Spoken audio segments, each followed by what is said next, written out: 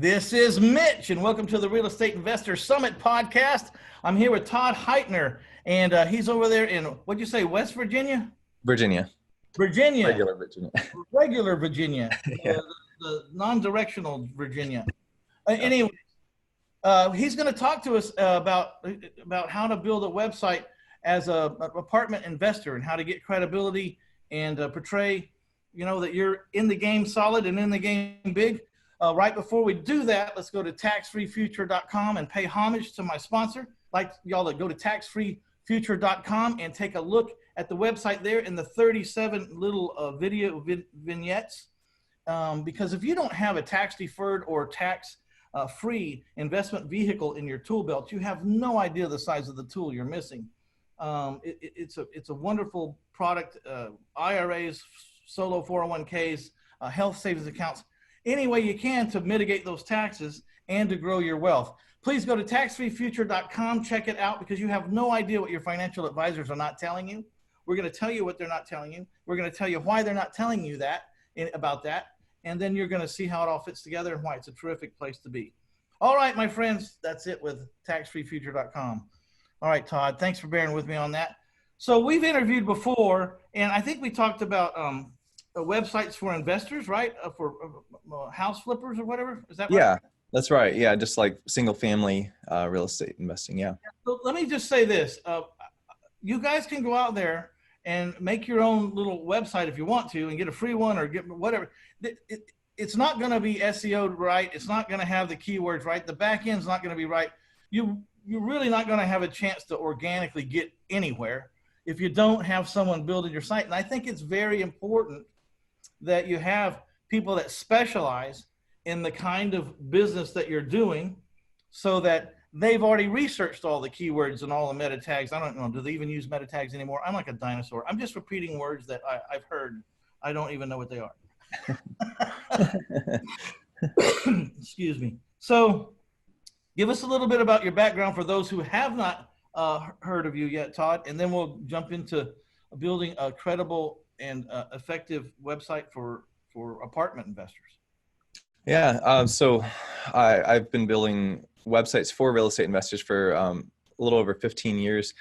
Started out doing websites for single family investors, like you said, like people that flip houses.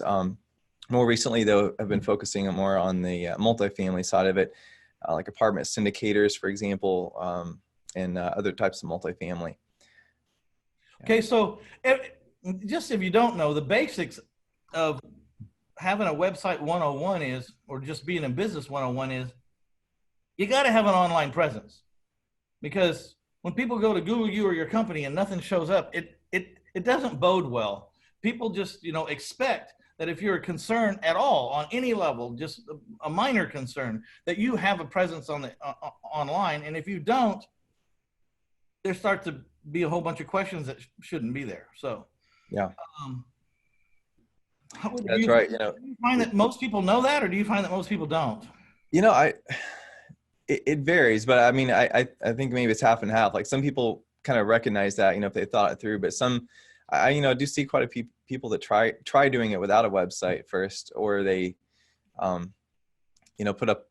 try to, do something themselves, and it doesn't really add credibility. It might even hurt them, So, it does seem, it seems like common sense, but a lot of people do try without it. It's like a lot of people out there, the old timers like myself or older than me, I don't do that online stuff. I mean, yeah. You need to stop saying that. I mean, I know that you don't get it or don't know how to do it or understand it. That's why you're going to hire someone like Todd. I mean, I don't know how to fly an airplane either, but I can fly to Houston from San Antonio and I can get there just fine. I don't need to know how to fly the airplane to get someone to get me there. You know what I mean? So this is exactly the same process. And they're not horribly expensive. I mean, and they should make you money, right? Because there should be traps or lead generating segments of that website that it should pay for itself. I mean, what's the typical website cost to set up? You mean like with our service, or like through, or just like trying to do it on your own? Start from the beginning, like what services cost, what if you get a decent website, and then if you get a more functional website and pull on all the bells and whistle, and Talk to us about what expense is it to a businessman? Yeah, I mean, it's a wide range depending, I know I've seen some people use stuff like Wix or Weebly. It's kind of like a, do it yourself kind of thing, where you build your own website. And there's, I've talked to a lot of people have used those. One person though said it took him 10 months to build his website. So that's the downside is if you're trying to run your business, you're trying to, do this stuff, It's it not may what not you be do. yeah, it's not the best use of your time really. As opposed, and I mean, the range is kind of way out there. I've talked to people that say some people have paid like 30,000 for a website to get it set up. And so it's like, Well, but I paid $20,000 for my 1000houses.com website, but when you look at what it does and what it is and how much it can do, for me, it paid for itself in the first 60 days, from traffic that I probably would have never gotten, yeah.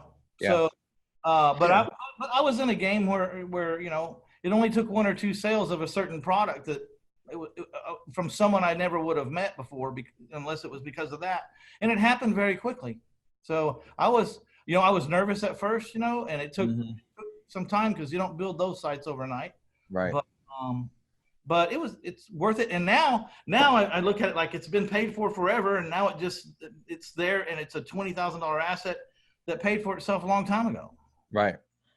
Right. Yeah, it's true. And, and there are other options for people, some people will go on, these websites like Fiverr or something in Upwork and hire people, and you can do that. The downside is they aren't going to understand real estate investing, especially, like with what we're doing with like apartment syndication, like the websites, they really aren't going to get that. So it's going to be difficult to explain to them exactly what you need and how you need it.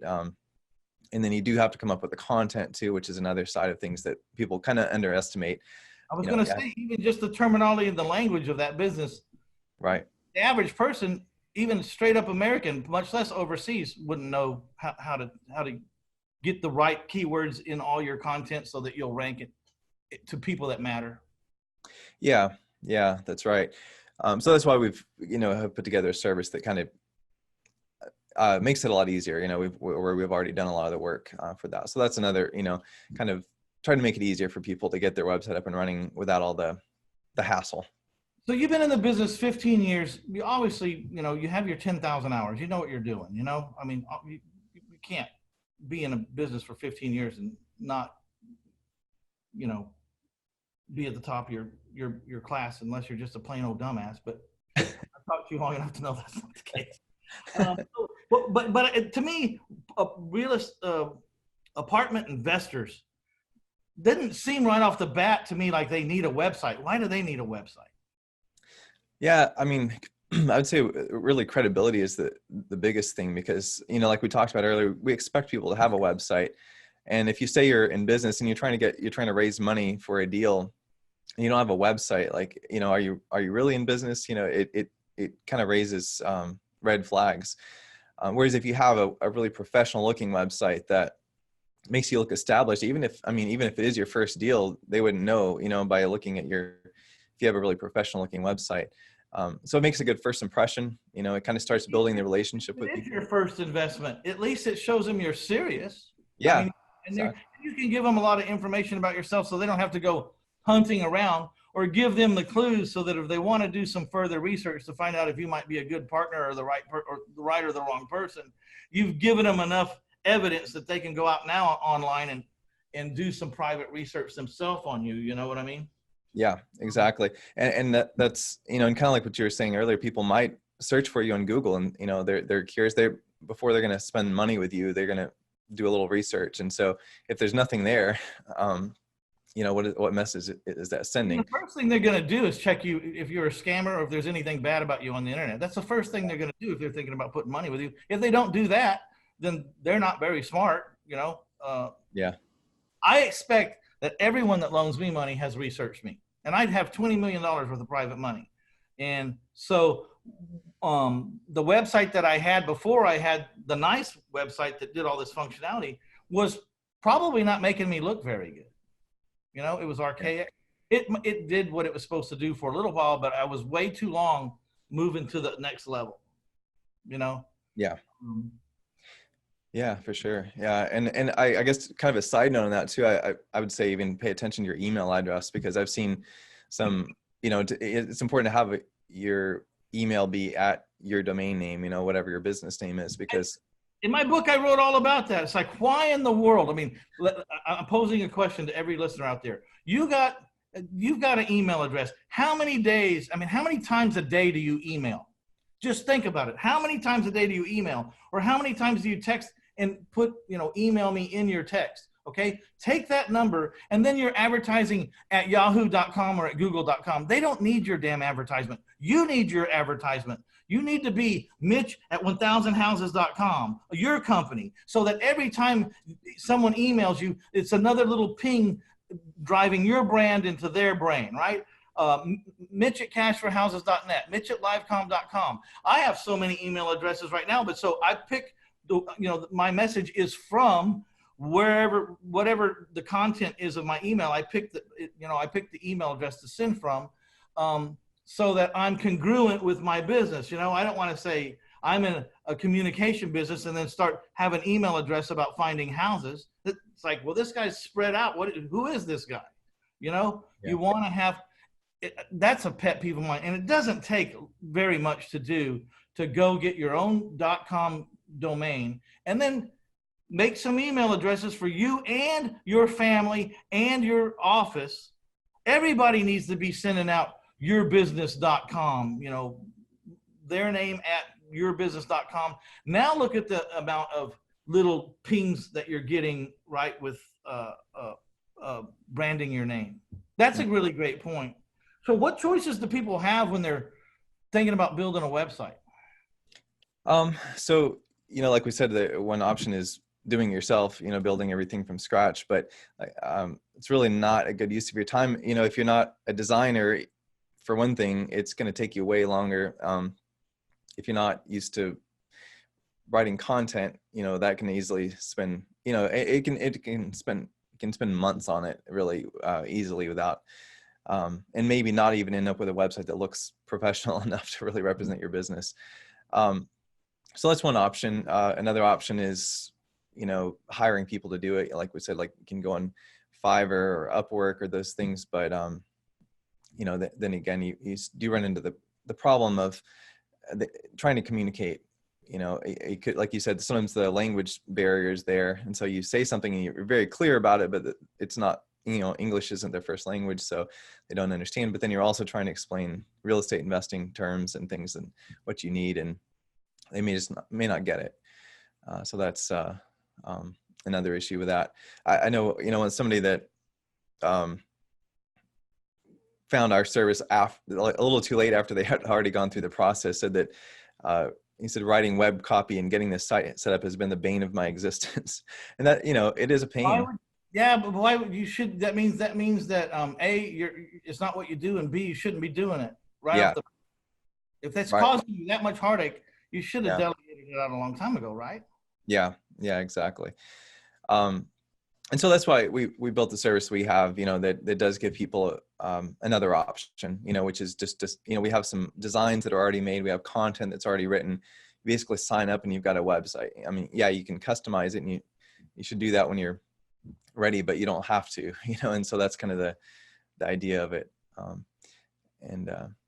Okay, so we've got some giveaways here. We've got a 7-point checklist for building a multifamily website. And also you're giving away a report on how to build credibility as an apartment investor. Yeah. If you guys want a copy of that, or want to get one of those freebies from Todd, go over to reinvestorsummit.com/APT, that's short for apartment, and site, SITE. So it's reinvestorsummit.com/apt site, APT site, SITE, and that'll get you over to the show notes. There's going to be a lot more over there than just that, but you can check out the free stuff there. Go ahead and get it downloaded. And then there'll also be links to further your conversation with Todd if you want to, or ask him questions. There'll be all kinds of things over there for you to connect. So if you're interested. Tell me this.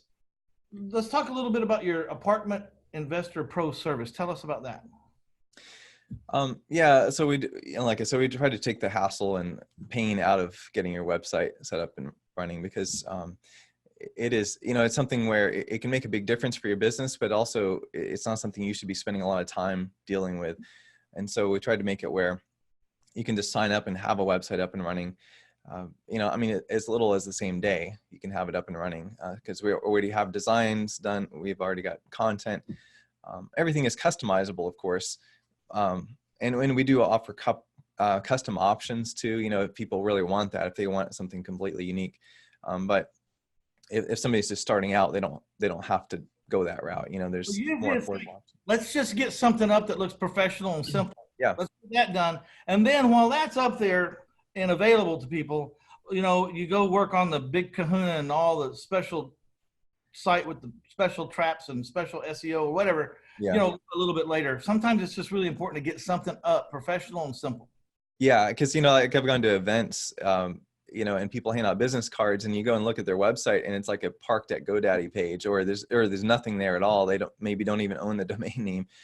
And, there's no reason for that. I mean, you can have a website up the same day, and at least, have something there, like you said, and you can always upgrade it later and have it, exactly how you want, but it doesn't have to be, the final, Yeah. Well, there's always room for improvement, no matter what website you have. On any given day, there's room to improve. You'll have ideas, you'll have different offers, you'll develop different products or niches, and you just keep. It's a living thing, right? It's there to be. And that's one reason, though, you really need to get it built by a professional too, because if you try to start doing some add-ons to a bunch of stuff that's piecemealed in different scripts and everything, it gets all herky-jerky. It doesn't work.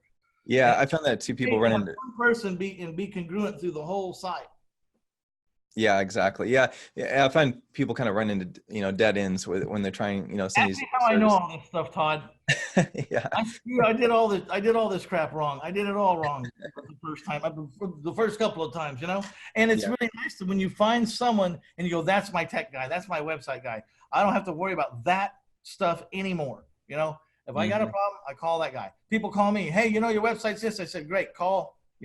My people, your website's the website's messed up. Hey, call Todd. You know what I mean? Call them. Tell them what's going on. They'll get on it. They'll fix it, or they'll tell us how to fix it. You know what I mean? Or teach us how to fix it in the future or whatever. So, and that's the other thing.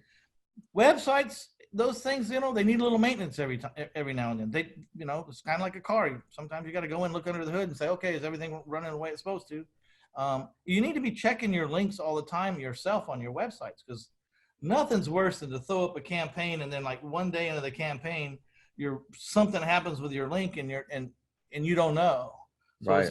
The bigger your campaign is, if you're doing some big buildup to land on one day, you better check everything. Check everything. Yeah, make sure, and I would say even like fill out forms on your site. Make sure you're getting the emails, because sometimes you can have something. Maybe when you're setting up things, maybe you typed in your email wrong or something, that different things like that can happen. And so always have proofreaders go through any of your content that you're writing, especially on your website, because I'm the world's worst. I blame it all on spell check, but that's not true. It's me. Okay. So can you tell us a success story, or, you got anything off the top of your head, where the site's really panned out for someone and did some great stuff? Yeah, I did have, I had somebody that told me the impact the website had, because they were an apartment investor. They were trying to do a syndication deal, and they went to talk to the agent. And, in that business, because the deals are bigger, you have, agents and brokers kind of are like gatekeepers. Sometimes they don't want to waste their clients' time with, people that can't close. And so the agent asked, what experience do you have with apartment investing? And it was their very first deal. But what they said was, let me direct you to our website. It'll answer that for you. And so they went and looked at the website, and because it was professional, they dropped the question. They didn't have any more questions. And the person got the deal. Never had to So say, never had to say I've never done a deal before. exactly, they didn't have to they They didn't just have to come out and say they that. assumed, well, the guy knows what he's doing. Yeah, because if you've got a professional website and it looks makes you look legit. I mean, it kind of It adds to alleviates some that of those credibility. fears. It adds to Yeah. that credibility, right? Yeah, exactly. And that's the thing, it is pretty powerful because it can give you instant credibility just by, looking at a site. It gives you an impression, and the impression makes a big difference. I can vouch in another venue. I've written 3 books now, getting ready to come out with my 4th book. Let's do a shameless plug. I have this series, My Life in 1,000 Houses. It's a 3-book series right now, fixing to be a 4-book series. And so the first one I put out was Failing Forward to Financial Freedom. And it was really just my story, how I figured out how to do 150 houses a year, and owner finance, a large portion of them to my buyers on a 30-year fixed note. And when I put that book out, I had heard a little bit about, getting credibility. I couldn't believe the credibility that people gave me because I was an author. I couldn't believe how people admired that you could put the word author before or after your name. It was unbelievable. It's like someone had just given me a, what am I trying? When you go to college and they give you like a degree. Oh yeah, like a PhD or something, or They give you like a PhD as a gift, because you've spent so many years in the industry or something, they bestow it upon you like knighthood or something, and you really didn't go to the college. They just give you an honorary degree, right? An honorary degree. And that's the word I was looking for. And I got this kind of honorary recognition, and you can get that from a website too. You can get kind of an honorary lift in status just because you look good. And I'm going to reiterate this again. My website makes me money because it introduces me and then to people that I would not have ever met, because there's people searching topics online that you're going to show up.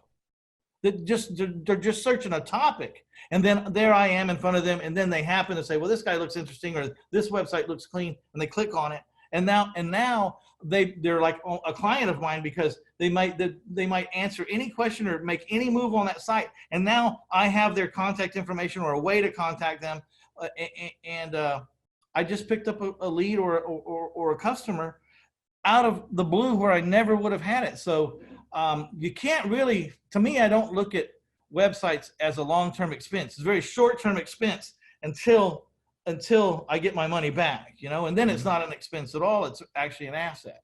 Right.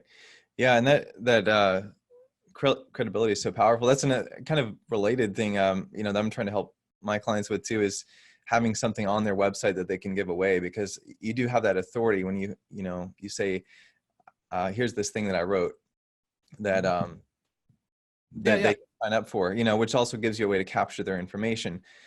Because a lot of people come to a website and they just kind of bounce off. There's nothing, you're not directing them anywhere. It's just basically like a business card. Well, if you don't have a call to action on your website, you're missing the boat. That's what it's all about. If you want to talk to people, or you want to market to them, so you have to have a call to action. I was just talking to Todd before the show about having a live comm number with a free recorded message about, the 10 ways to do whatever. People, the reason why we have those phone numbers on our postcards to buy houses and on our websites and stuff is because people will find your website at not very convenient times to call you. I use the example all the time. The guy comes in from bowling at 12:30 on Saturday evening. He sits down to drink one last beer. He's halfway 3 sheets to the wind anyways, sits down to drink one last beer and smoke a cigarette, and there's your postcard. Or he sits down to do some stuff on the internet before he goes to bed at 12:30 in the evening, and there's your website, and he's not going to call your office. He's probably not even going to email you at that late at night on the chances that your ping might wake you up, whatever your signal is on your phone. So, but they would call a recorded message because it's non-confrontational. It's not going to be bothering anybody. Well, what happens is that live comm phone number captures their cell phone number and puts it in a distribution list. And you can be notified when people listen to a live comm number. It says, you know, someone from this number listened to your recording on your website last night, and they called from this number. Well, there's a lead. You know, you can call them in the morning when it's more acceptable time and say, hey, I noticed you were on my website. I'm the owner. Did you know, anything I can help you with or talk to you about? So there's a lot of ways. We call them, you know, I don't like the terminology, but it's just called a trap. You know what I mean? Trap somebody's information, find a way to, you know, get what you want. Do you use a lot of things like that? I mean, what's another way besides just a recorded? Do you know another way besides recorded messages and free stuff? I mean, what have you been using?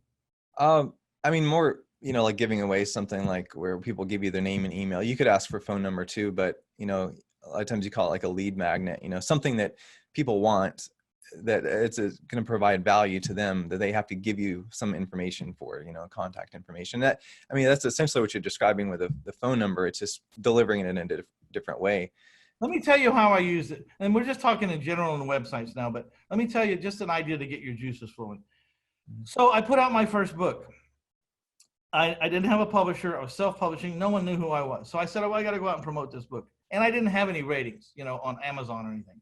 So of course, I got 10 of my family members, and I tell everybody this. The first 10 ratings on Amazon are me and my family and my friends. Don't pay attention to those. I told them what to say. They gave me 5 stars, and it's a starting point, right? Straight up honest. I don't think there's anyone in the world with any sense that doesn't start that way. But after that, it's all legit.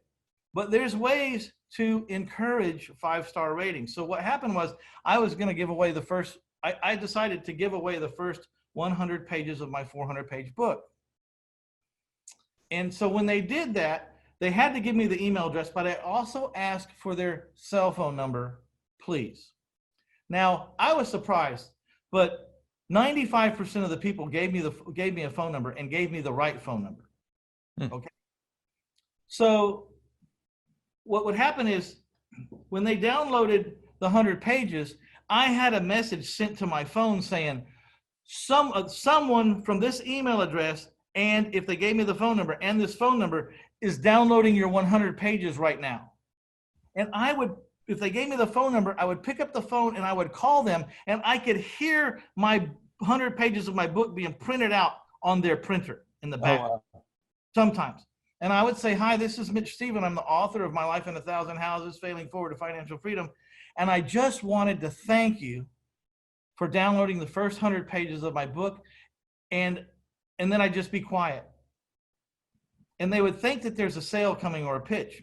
And I would, which first of all, they acted like I was Brad Pitt, you know, or Jolie or something. They couldn't believe that I was actually calling them. It was really me.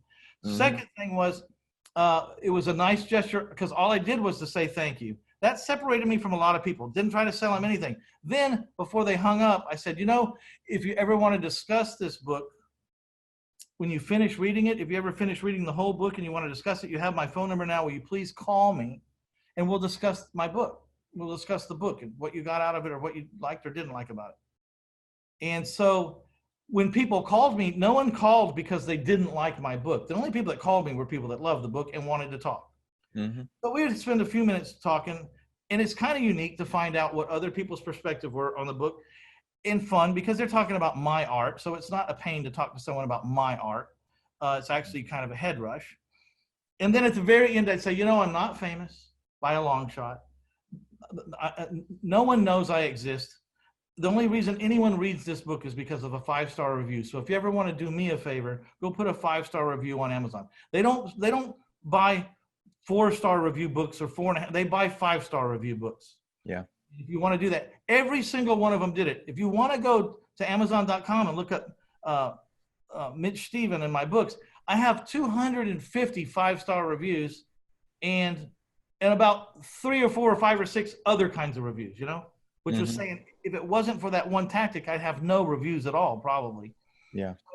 That's just one way you can do things. It's kind of a long story, but I wanted to say, if you get creative about what you're doing, you can find a way to get what you want and be a great guy. Yeah. And that taking that personal interest in people, I mean, nobody does that. Who, you know, what author calls up people that buy their book? So that by going the extra mile, doing something that people aren't expecting, So I it didn't can call make, them all, but so I put a gate. If they would do X, then I would do it. Then I would do something. That limited a lot of people, so I wasn't getting inundated. I still to this day put my phone number in the front cover of all my books. No one ever calls me. It's like the pretty girl at the high school. No one ever asked her out. No. yeah, you don't expect that. You don't expect to get through. You don't think it's No. really, but yeah, no, that's powerful though. Yeah. And that doing that kind of thing can really, I mean, that those reviews then boost your credibility too. And that, Yeah, it's a big circle, and it can hmm be a vicious circle, or it can be a great circle. You have hmm to have the right things being written. So, all yeah. right. Anything else you want to say to the listeners out there before maybe we wrap it up? Any of the apartment investors out there? Anything I've left out or should have asked and didn't? Yeah, well, and just I guess one little point too is another thing a website can do for you is automating things. Like we were talking about, like when people sign up for things, put them in your CRM service or your email marketing system or something that will where it will automate the follow up, because that can really save you a lot of time, but also make sure it gets done consistently. Everybody gets the Great same. point, because I didn't think about that. The automation. I was Yeah. just talking about some automation. When someone downloaded my 100 pages, I got a text, and then I was posed with the option: do you want to call them, or you're too busy? You can let it slide, or you want to call them later? Yeah. I liked calling them right then because that was the magic of it. Yeah. I could still hear my pages being printed out. Automate them to go into your funnel. If you have a funnel or a CRM, basically means there's a set amount of things that they're going to get from you in the future. They're going to get this on the day after tomorrow, or they're going to get this immediately. They're going to get this in 3 days. They're going to get this in 2 weeks. And you set up a drip camp. It's called a drip or a funnel, right? And you drip on them. One thing you don't want to do, in my humble opinion, is you don't want to beat some people up with something every day. Right. Make sure that what you're sending them, will you agree with this, is of value to them, not so much value to you. You have to earn their trust, and you have to like become a guy that they recognize. Hey, this guy gives a lot. I should give back and respond, or give him a review, or I should do something because this guy's giving a lot. Yeah, I agree completely, because those people, there are those people that send out emails every day, and it just trains you not to open them, because there's just no way it's going to be valuable every single day. Most of it is not going to be relevant to you, but if you don't send it out too much, and what you send out is high quality, it's valuable, you get something out of it every time, then you're training people to open those emails, and every one of those emails is building a relationship. It's kind of one-sided, but it is, because they're learning something about you. They're gaining trust for you. And so then by the time you have an actual in-person, phone call or face-to-face, they already trust you. And that's really powerful that you can automate that process. Yeah, it's unbelievable what you can do. And I've, even this podcast, with complete transparency, I make some money off this podcast. But and you've got something to sell, and you have an affiliate program, and I may get a commission check from you. But that's not the point. Is to you have to let people know that there's stuff available, but then you got to get back to the content and to the valuable stuff right away. Right away, because people don't return to this podcast or any other podcast or any other website if it's constantly just trying to sell them something. That's not the issue. I'm trying to interview business people that have been there, know what they're doing, and trying to network them or connect through this podcast. People that need or want to learn about what you're doing, and then if it goes further than that, great. We made a great connection for someone. It's not a forced or contrived thing. I'm just trying to interview interesting people that this podcast is for real estate investors, entrepreneurs, motivational or inspirational. So if the person I would like to interview can fit in one of those 4 categories, then I'd like to interview them, Mm-hmm. By the way, if you know someone that fits those 4 categories, please email me at mitch@1000houses.com and introduce me to them, or tell them to call me, and we'll have a conversation and figure out something. We'll interview them. But that's what it's about, and I have 17,000 downloads a month. That doesn't happen because I'm an infomercial. Right. I'm delivering content about things that are important, and hopefully people get a nugget that they can add. Stop using Yahoo and Gmail in your email. It's just freaking crazy. That's free advertising, and you're giving it to a huge conglomerate that doesn't need your little effort. You know, you're counting on it. Yeah, and it hurts you too. Why they say @gmail.com? Because they want you to advertise for them. Stop that. Stop it. You know? Yeah. Okay. Yeah, that's right. Else that came out of this conversation, that's a good nugget right there, because that email will be with you for the rest of your life and be in front of millions and millions of people. Just make sure that your email says what you do, really. And sometimes that's difficult. You know, Mitch at I Buy Houses, or Mitch at cashforhouses.net. What is it I do? Well, apparently he pays cash for houses, or he buys houses. You know, don't get a domain name that is, you could put on a billboard somewhere and no one would know what it means that you do. That last @whatever.com has to be explicitly clear about what it is you do or what it is you want from them, right? Yeah. And I think especially, and I think especially with this single family investors, that's especially critical. I found that sometimes with the multifamily investors, the ones that are like, you know, trying to raise money and things, sometimes it makes sense for them to use their business name, you know, like their LLC or whatever, as that, just for their brand, you know, but depending on, you know, on the goals, but and it could be harder in this case, like LiveCom. That's a difficult one to make. Like, what does LiveCom do? I've thought about that a lot, but I'm just going to go with LiveCom because that's the name of the company. I have to brand it some other way. But in other cases, when you can, Mitch at I Renovate Furniture. Enough said. If I need some furniture needs renovated, I know where to get a hold of the guy. I probably find his phone number and his pricing and everything. I know where it is. That's the whole point. Yeah, exactly. I want to thank you for taking time. Let's reiterate that you can go get the 7-point checklist for building a multifamily website, and you can also get a report on how to build credibility as an apartment investor. If you just go to reinvestorsummit.com/apt site. That's APT, that's short for apartment, APT, and then site, SITE. Okay, go there. And again, there'll be the show notes. You'll have contact information. You can talk to Todd about your website needs. Just to make clear, he also builds single family We Buy Houses websites. If you got a website need, just talk to him. If he doesn't do it, maybe he'll recommend you to someone who knows that specializes in that. Send him an email or something. So get over there in the show notes, and if this is your issue, start taking some action, please, because it's out. There's a lot of business out there waiting for you that you haven't even come close to reaching yet because you're not online or not online professionally.